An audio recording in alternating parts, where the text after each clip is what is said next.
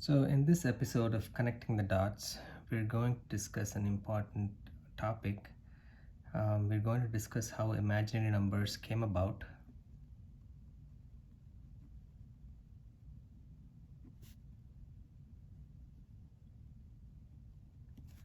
and then see how these numbers play a pivotal role in describing vibrations and in waves, in electromagnetic waves or waves of any nature, and then use that insight um, for a real world application.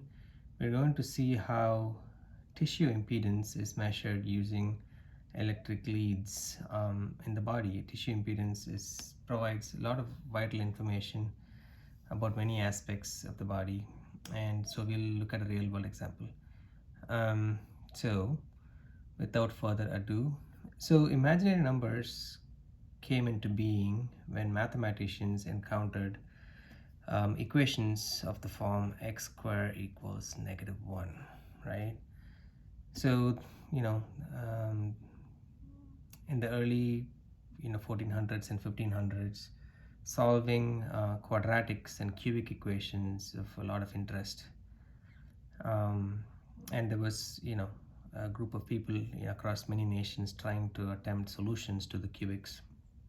And mathematicians were stumped when they encountered this equation, right? Because the product of any two the product of any two real numbers that are similar, like this, let's say +1 times +1 equals +1, right?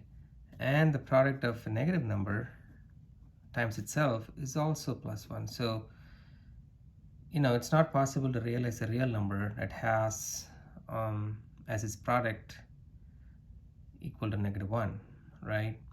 And so when mathematicians encountered these kinds of equations, the general thought process at that time was this equation did not have a solution. Um, as you know, as the understanding evolved, right, there was a different way in which they started treating these numbers or treating these kinds of situations. So I'm going to illustrate that with a simple example. So let's take this equation, right? Y square equals x square plus 3x plus 9. This is a quadratic equation.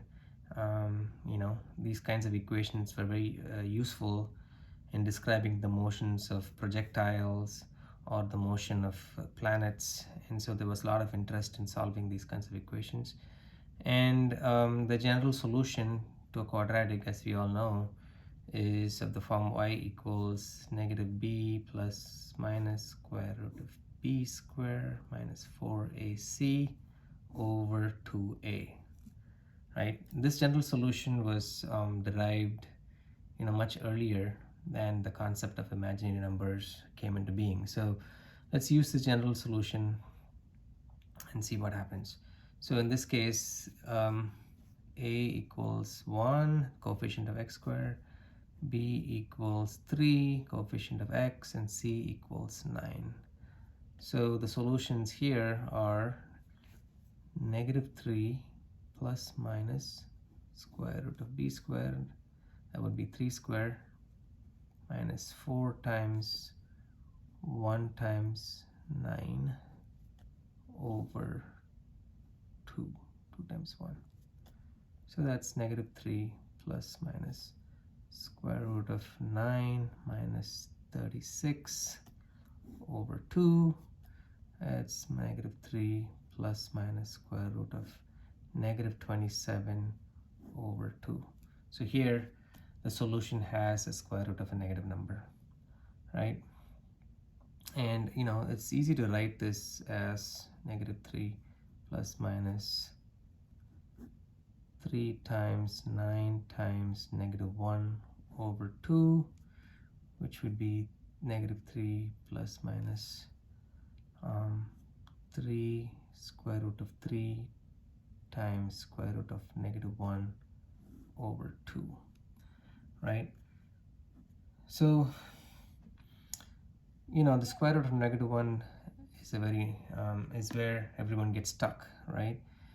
It wasn't until mathematicians realized that this quantity had to be treated as its own entity, right?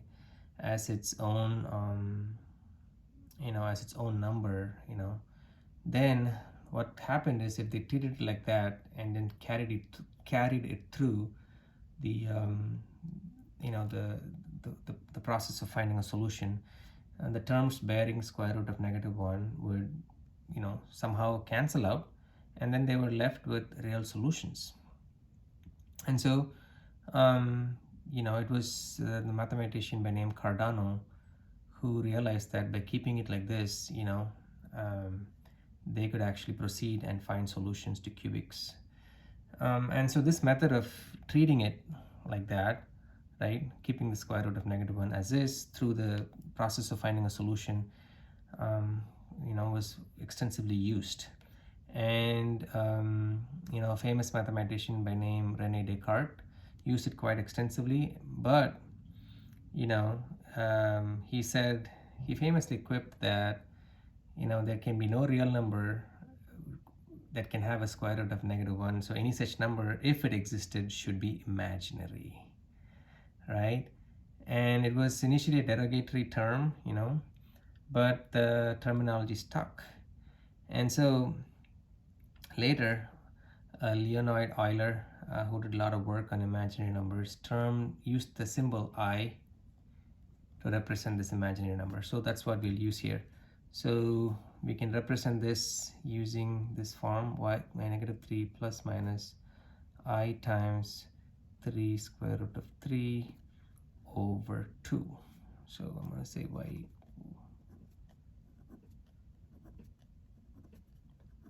Right, so there's two solutions. And so here we have the value of the solution is represented by a composite of a real quantity and an imaginary quantity, right?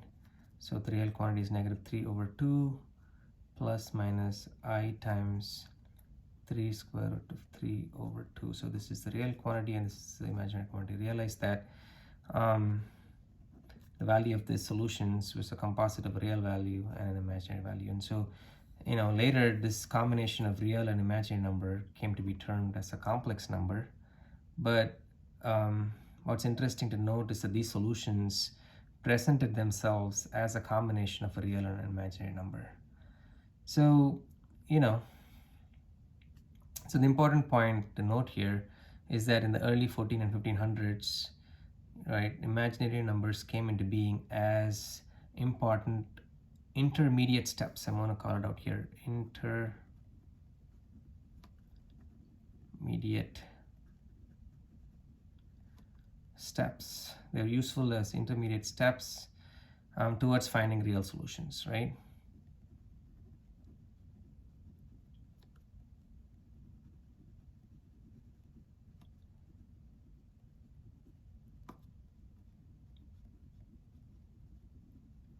I mean, I haven't solved a cubic, to illustrate the fact that the imaginary numbers cancel out, but I'm trying to drive home the point that at that point in time, the need for this discovery was motivated by the fact that these numbers gave them an important utility, right?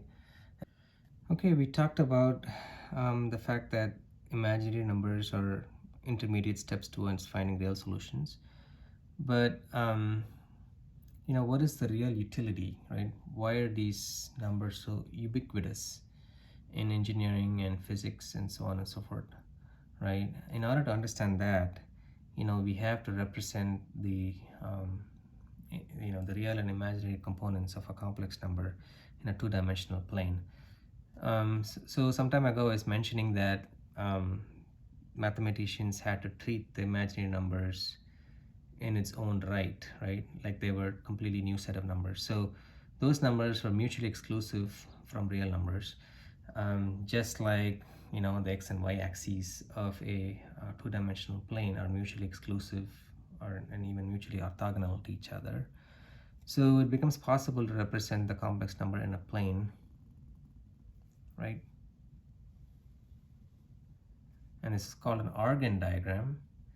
And so it's customary to represent the real component of a complex number on the x-axis and the imaginary component of a complex number on the y-axis, and this is the origin, right?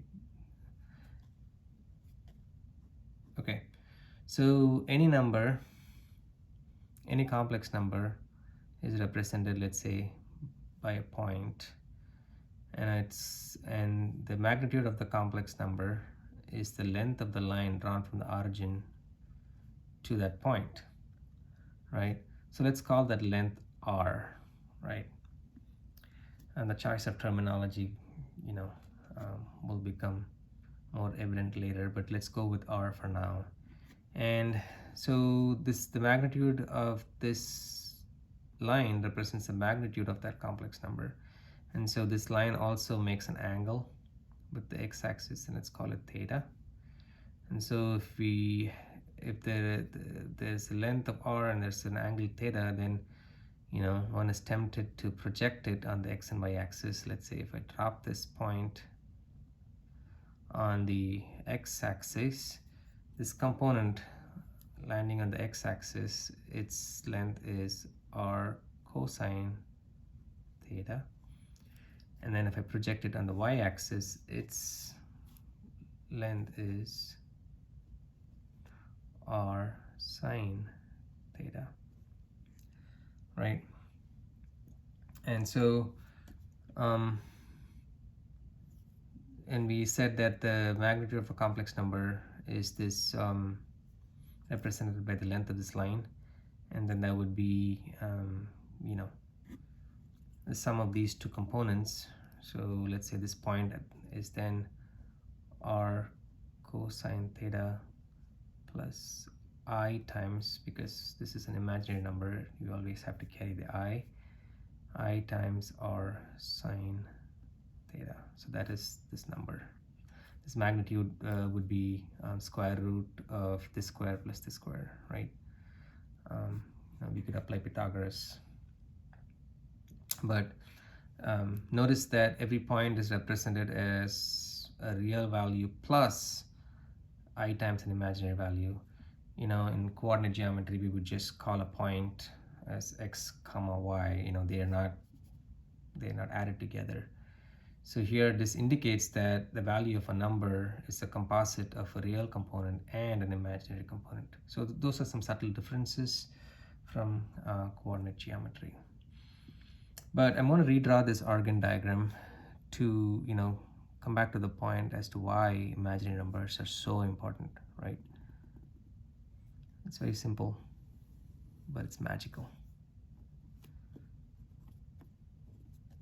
So this is the real axis, imaginary axis. So let's say I choose this point, 1, 0.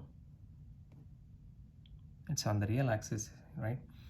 And let's say I multiply it by I. So 1 times I equals I, right?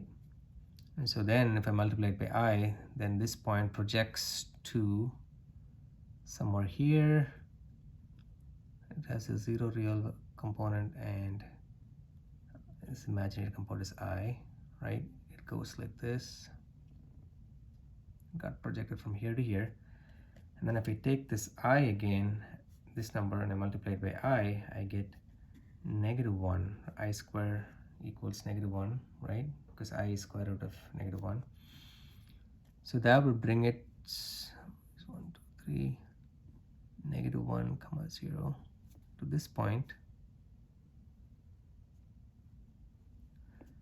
And then if I multiply that by I again, -1 times I equals -I, and that would bring it to this point here, which is 0 real component and -I imaginary component.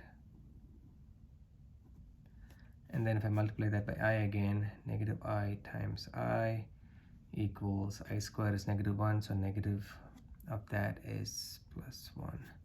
So that would bring it back here, right? How powerful is that?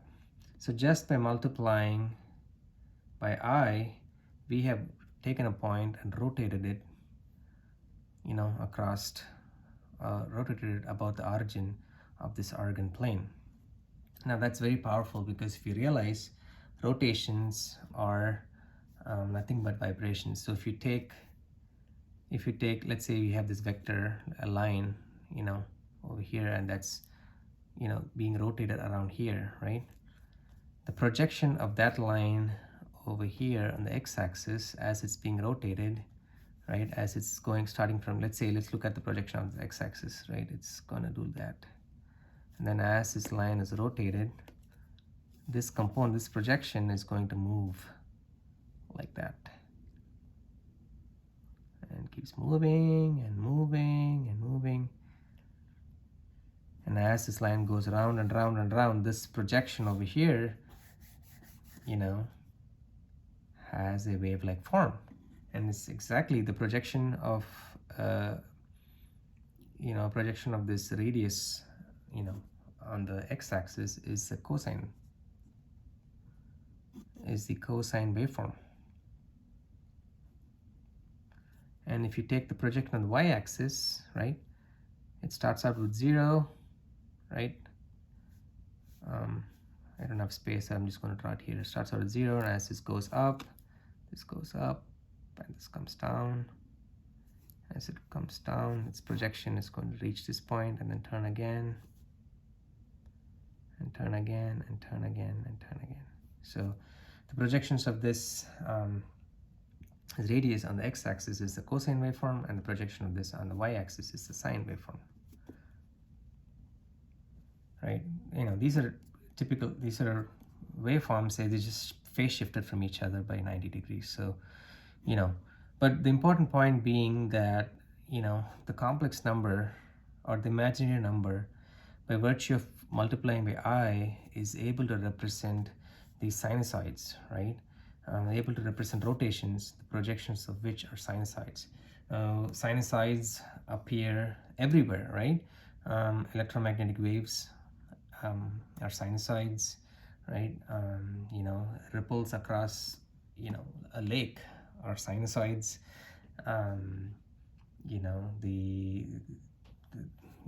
Energy, the flow of energy is vibratory in nature. So any natural phenomenon that is vibratory in nature, right, is expressed through math as a complex number, as an imaginary number, using an imaginary number.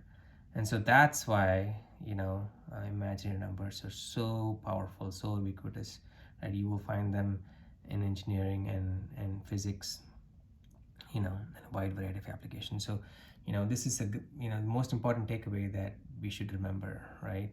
Imaginary numbers came into being because they're great. They're just naturally mathematical way of representing vibrations, in the real world. Okay. So that was the most important point that I want to deliver. So, let's always keep that in mind. Okay. So let's move on, right? I'm going to do some more magic here, right? So I'm sure I want to transition from this great observation to another important relation that, it will just fall out. So I'm sure we all have heard about this exponential function, e to the x, right? It looks like this. If x is 0, if x is positive, the exponential function just shoots, right? It rises really fast, right? And it's widely used it describes many phenomena in population dynamics, right? The way population of a certain species increases, the way interest is compounded, it describes a lot of different things. So it's a widely used function. But this exponential function can be expressed in power series like this: e to the x equals, if you expand it using power series, 1 plus x squared by 2 factorial plus x cubed by 3 factorial plus x power 4 by 4 factorial plus x power 5 by 5 factorial, and so on and so forth. Now watch what happens when I put an imaginary number into its into the function, right, in place of x. So I'm going to call it, I'm going to replace x by I theta. We'll see in a little bit why, right? So I'm going to call it e to the I theta. I've replaced x by I theta, right, an imaginary value, and that equals 1 plus I theta plus I theta square by 2 factorial plus I theta cubed by 3 factorial plus I theta to the power 4 by 4 factorial plus I theta 5 by 5 factorial, and so on and so forth. Let's just solve this a little bit. Take this one step further. 1 plus I theta, I square is -1, so it's going to be negative theta squared by 2 factorial. I cube is negative I. Sorry, so this would be negative I times theta cubed by 3 factorial. I to the power 4 is I square times I square. That's -1 times -1. That's 1, so it would be plus theta power 4 by 4 factorial. And I to the power 5 would be I again, because I to the power 4 was 1. So I to the 5 would be 1 times I. So that would be I times theta for 5 by 5 factorial, and so on and so forth. So I'm going to regroup the terms. So I'm going to collect all the terms without the I first. So it's going to be 1 minus theta square by 2 factorial plus theta power 4 by 4 factorial, and plus other terms, if I had gone beyond 5. And then I'm going to collect the terms with I. I'm going to bring I out here, and then so here I'm getting theta, right, minus theta cubed by 3 factorial plus theta power 5 by 5 factorial plus so on and so forth, right? Now it turns out this expression is exactly the expansion for cosine theta, and the terms in these parentheses is exactly the expansion for sine theta. Voila, we have derived Euler's equation, right? This is a fundamental relation that underlies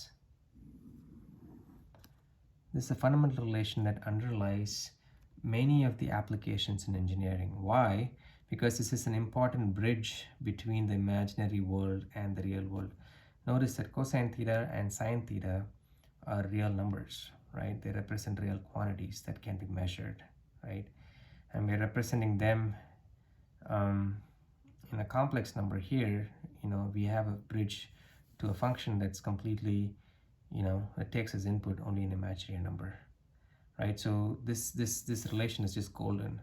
This is the basis of so many different techniques that are used to measure and relate to the imaginary realm. Now also notice that there's some absolute magic happening here. So we took a function that was purely monotonically increasing, if there was a positive x, and monotonically decreasing if it was a negative x. And as soon as you put in an imaginary number, you have sinusoids, right? Sinusoids are periodic functions. Their cosines and sines are bounded to be between, plus and minus 1, right? And so, how awesome is that? That if you take if you just put in an imaginary number, an exponential function, and you got a bunch of sinusoids. So you've converted something that's monotonic into something that's vibratory in nature, right? Something that just, keeps rotating, and, so that's amazing, right? I just wanted you all to think about it and appreciate the beauty in this, in this expression. this is the basis of so many different things that we'll discuss, right? Okay, I hope you enjoyed that. So having derived this, the next important thing for us to think about is looking at the standard form of our looking at a standard form of depicting a voltage, right? Usually dynamic voltage, right, V as a function of t in a standard form is represented as V sub 0 cosine omega t plus phi. So I'm just going to draw it here.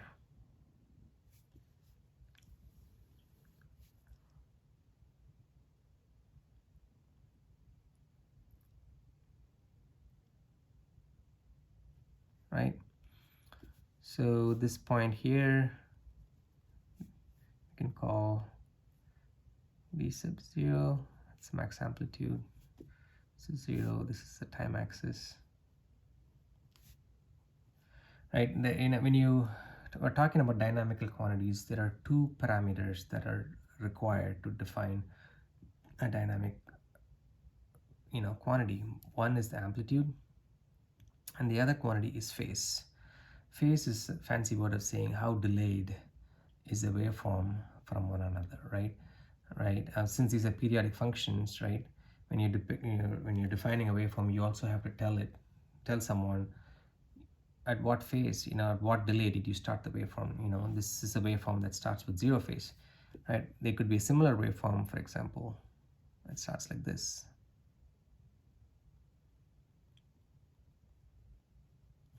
This waveform is identical to the first waveform in amplitude, but it's delayed from this waveform. So this waveform has a certain phase, right? This quantity is not 0. So the important point to remember here is to represent a dynamical quantity, you need a dynamical waveform, you need two quantities. One is amplitude and the other one is phase. So that's why the standard way of representing a voltage has both amplitude and phase in it. Now, based on the Euler's expression that we just derived, right, this component is only the real component, right? Like, I'm gonna go back here, place it here. So Euler's relation tells us that any imaginary number is a cosine and a sine, imaginary number times a sine. So we have a cosine here. So this cosine can be represented as a real value of this exponential function, right? So I could write this as a real part of, I'm just gonna keep the v naught e to the I omega t plus phi, right? Because e to the I omega t plus phi would be cosine omega t plus phi plus I times sine omega t plus phi. Since the standard form is like this, it just has a cosine, that's exactly the real part of this expression. So the real part of this Euler's expression, we could bring the v0 out, it doesn't matter. So I could rewrite this as v sub 0, real part of the Euler's exponential I. Right? It becomes a little bit more clear. Now, why do we want to do this? It turns out this way of representing something has a real powerful advantage, and we'll come back to this, right? So we discussed the standard form and how we use Euler's expression to rewrite the standard form, right? So now we're going to get into the application. So,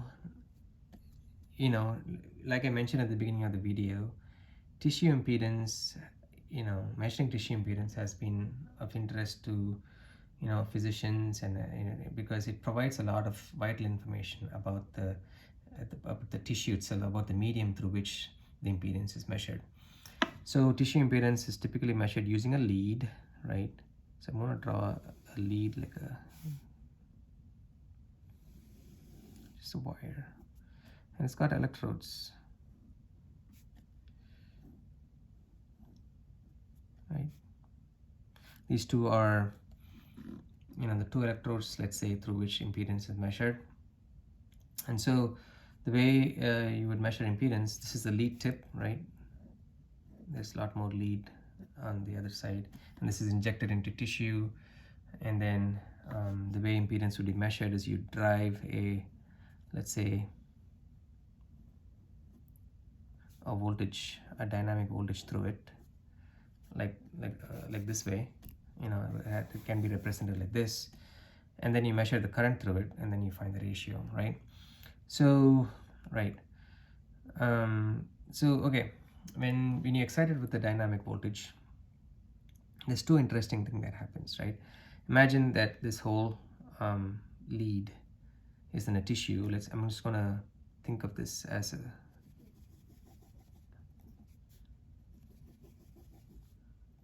solution, right? In a solution, an electrolytic solution that's similar to tissue. As you apply a potential across here, right, there's two ways in which current can flow, right? One is through the ions, right?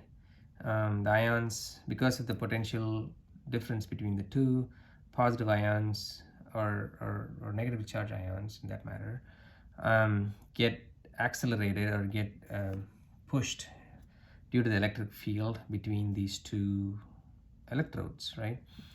And these ions can migrate from this vicinity to here, and as they travel through the electrolyte, right, they encounter vibrations, they collide with other ions, and they're limited. They're not able to flow as freely. They're limited by a certain certain limitations within the electrolyte, right? So there is a resistance to the flow of this current, right? And so let's denote that ionic motion by the term R, right? Resistance, right? So this is caused due to ionic motion limited,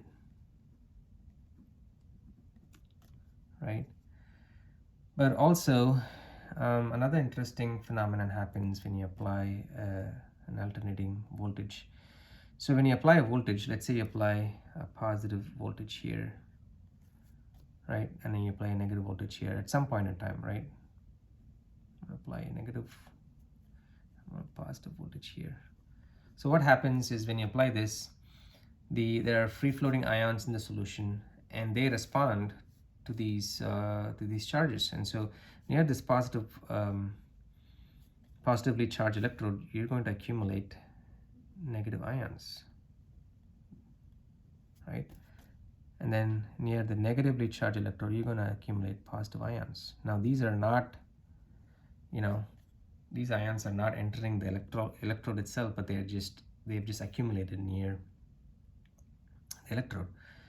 Now if the voltage keeps changing, right, the polarities of these two electrodes keep changing, and so the ions that are attracted to these electrodes keep changing. In one instant of time, these ions are negative, and the other instant of time, these ions could be positive. So there is this motion of ions, right, in reaction to this applied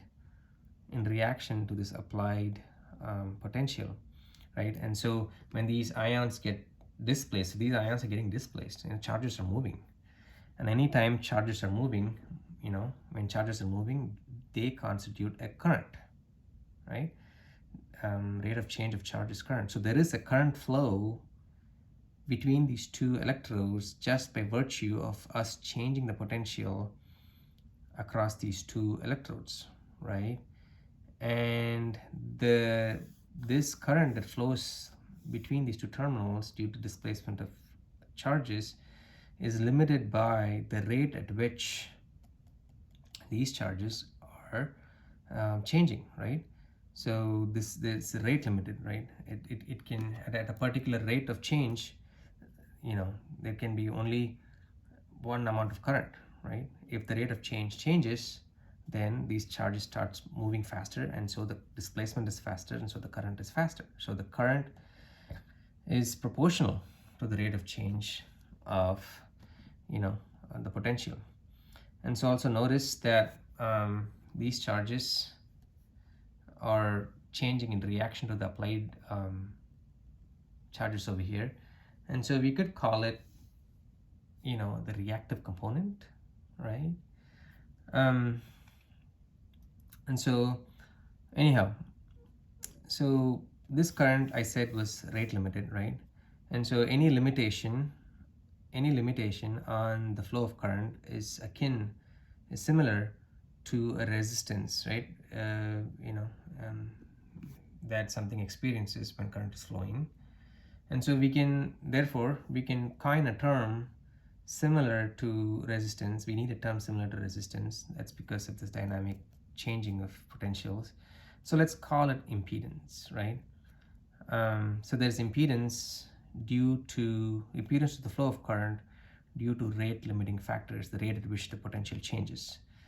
So, and that is, it's also reactive. It's reactive to the charges that are applied.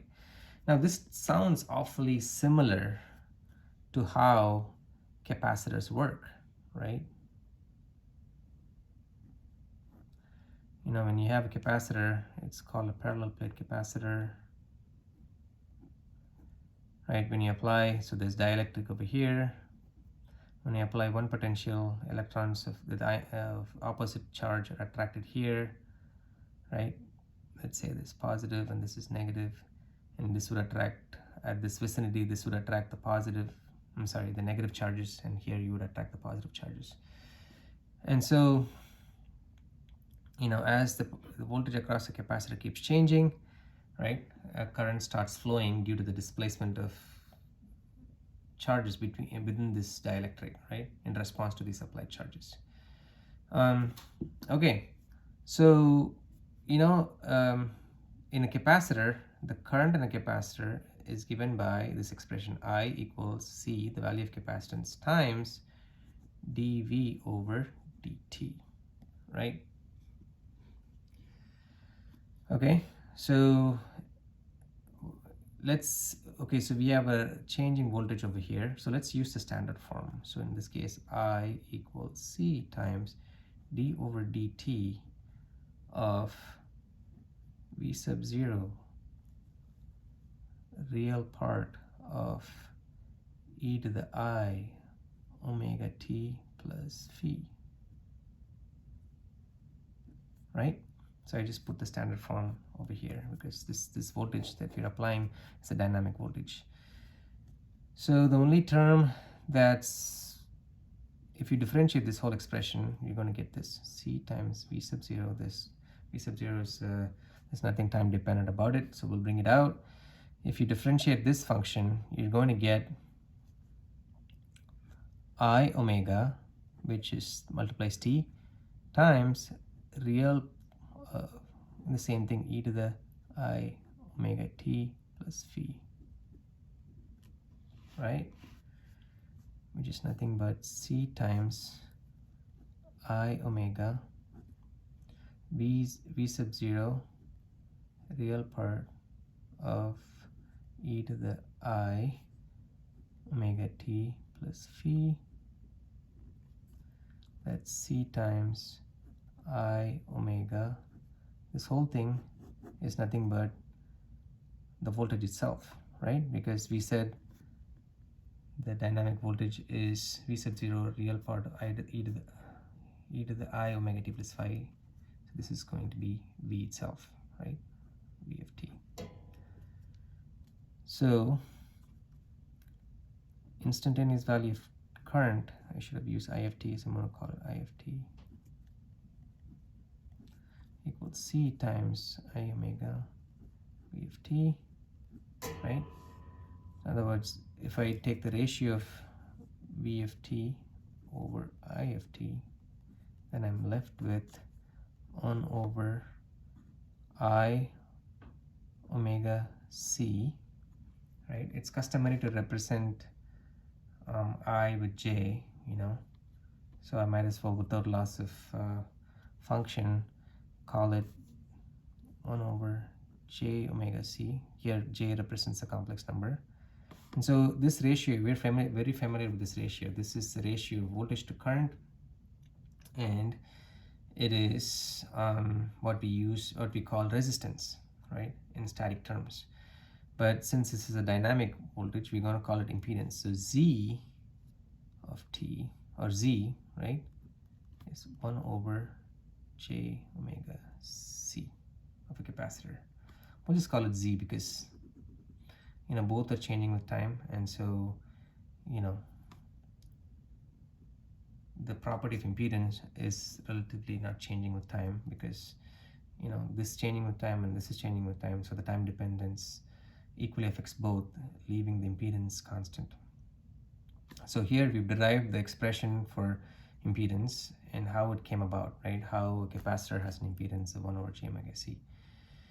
All right, so coming back to the electrode here, we said it looks very similar to a capacitor, and then the impedance due to dynamic voltage is 1 over J omega C.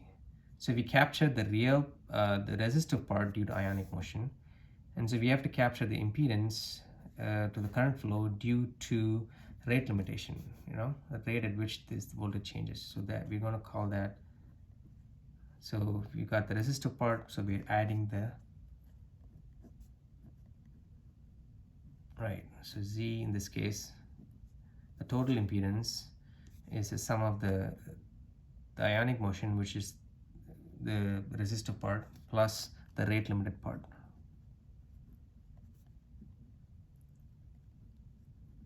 Rate limited or rate control part, dynamic part, right? And notice that this is static. If you just applied a static DC voltage across these two electrodes, you will still have this resistive component. Ions will still migrate from this potential to this potential through the solution. And so this is a static component of impedance. But if you applied a dynamic voltage, you would also get a rate limited part, and that is this dynamic component. This is the impedance, right? So that's how impedance has two components: a a real component or a resistive component, and a dynamic component that is imaginary, right? And notice how this imaginary number came about. It just came from nowhere, right? Why did this come about? At the moment you see an imaginary number, we should be instantly reminded that there is something dynamic about it, right? So this imaginary number came about from our Euler's expression, which is used to describe a vibratory, the standard form of a cosine, which is vibratory in nature, right? And so this is why the standard writing it in an Euler's expression is so powerful, because if you differentiate any exponential, you're left with the same exponential. You're left with the same expression. So you're able to resubstitute v of t, right? And you just the rate of the differential just falls out, and then you're able to resubstitute v of t. So it's very powerful. It simplifies a lot of math. It's very elegant. So that's why we want to represent a standard form as in an Euler's terminology as a real part of an exponential, right? So just keep that in mind. It's very useful. Anytime if you're encountered with this kind of derivation, like let's say you're calculating the impedance of an inductor, you should apply the same terminology. You should try to use an exponential, and because the rate of change of an exponential is the exponential itself, right? So the same function repeats, and so the math becomes very simple. Anyhow, isn't that beautiful? So here we have impedance is the sum of a static quantity and a dynamic quantity. And I like to pause here, right? We walked all the way from how imaginary numbers came into being, and the most important aspect of the imaginary number, which is its ability to represent vibration. And we looked at a real world example, and then we realized that a real world quantity such as impedance has both a resistive and a rate controlled part. And in other words, this is a static component and this is a dynamic component. Now if you pause here and go all the way back to our initial discussion about complex numbers, we noticed that the solutions to complex numbers, you know, had a real part and an imaginary part.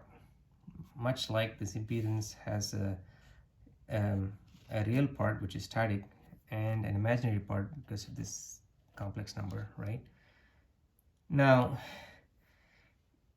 it begs the question, right? Just by looking at these two forms, if the real part of the resistive part, or the static part was represented by a real number, right? And if the imaginary part corresponds to something that's dynamic, right? What aspect of the value of a real number is dynamic, right? We're always used to thinking of numbers as some static values, right? Because what value, so here this value of this solution is a composite of a real value and an imaginary value. Here we realize that imaginary numbers show up when there are dynamics involved, when there is some vibration involved. So tying it back, it begs the question, what is it about the value of a number that is vibratory in nature, that is dynamic in nature, right? I don't have an answer, but I couldn't help myself making this comparison and making this intuitive connection, right? I'm sure somebody smart, some smart engineer or some smart mathematician will come up with a beautiful, elegant explanation. But I just want to posit that these kinds of comparisons are possible when we connect the dots, right? When we start from the context in which something was invented and take it all the way to the application, we are empowered with these intuitions, and we can think along the same lines as those people who thought about the invention of the imaginary number, because their context in which those numbers came into being, afforded them those opportunities. And so, connecting the dots in that way is very powerful, and that's why I'm so excited about doing it in this manner, where we go from, all the way from how something was invented and the context in which it was invented to a real world application. Cool. All right, so we talked about impedance, we talked about the components of impedance, right? Now I'm going to go back to the Argand diagram again.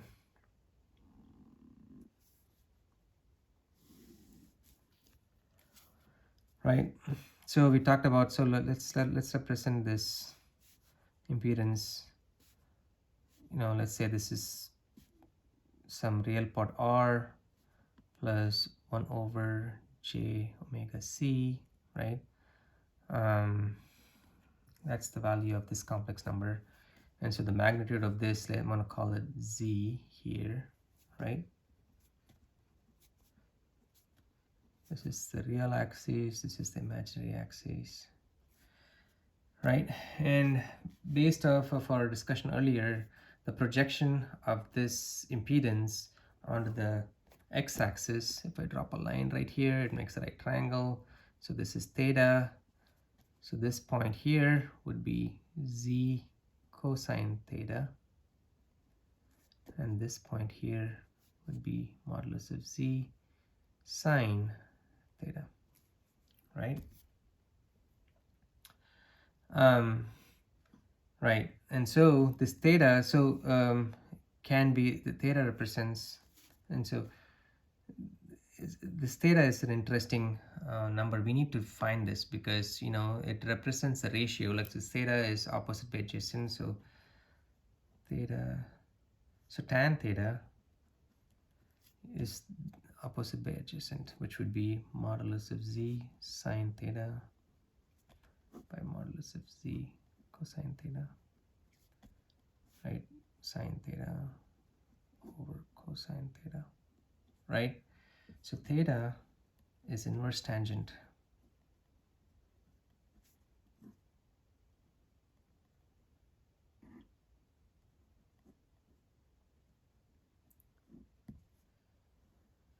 Why is theta important?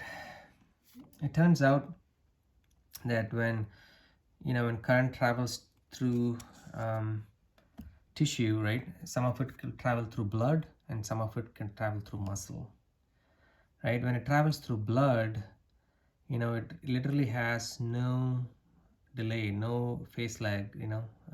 The reactive component is pretty much zero. Most of the current is purely resistive. But if current travels through muscle, if a dynamic current travels through muscle, right, it's got a big capacitive component, it's got a big rate limited component, right? And so there is a shift, right, between being purely resistive and being partly resistive and more capacitive, right, as current travels through different tissues. And so we want to find out how much of this current travels through tissue, because we are interested in finding, let's say, the volume of blood, right? You want to subtract out how much current travels through tissue. We want to figure out this imaginary component, right? And so and that's where theta comes in. Theta is is this component divided by this component, right? And so it relates the ratio of the real to the imaginary quantity. So in this case, if z equals r plus j omega c, so we said the r is the real component, right?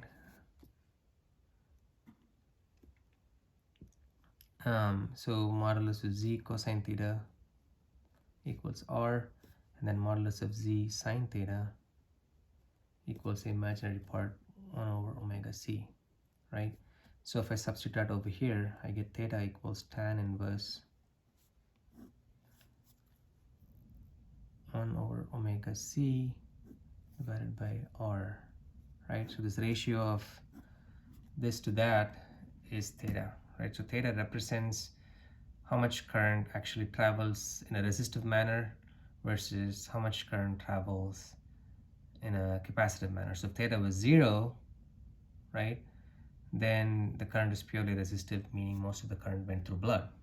But if theta had a certain value, right, which means that the waveform had a phase lag, and so there's some amount of component that actually is traveling through muscle. And so this measuring this theta, right, becomes a very useful metric to figure out the current paths, and thereby allowing us to estimate how much of muscle versus how much of blood is within the path of this electrode. So yeah, I think we'll stop here. We covered a lot, right? We walked all the way from how imaginary numbers came into being and why they're so important, and we talked about the Euler's identity. Then we talked about the standard form of a voltage waveform. Then we stepped into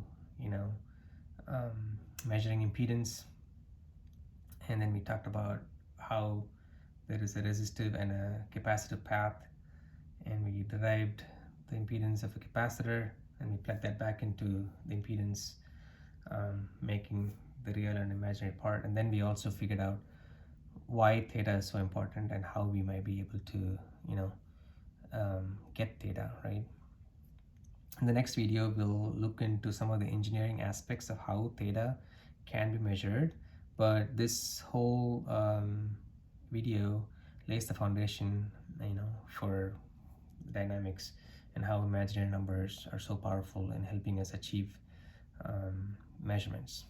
I hope you enjoyed it, and if you liked it and if you have questions, feel free to contact me. You can shoot me an email or add comments, and I look forward to hearing from you. And together I think we can make this material useful to a lot of engineers and have fun. Thank you.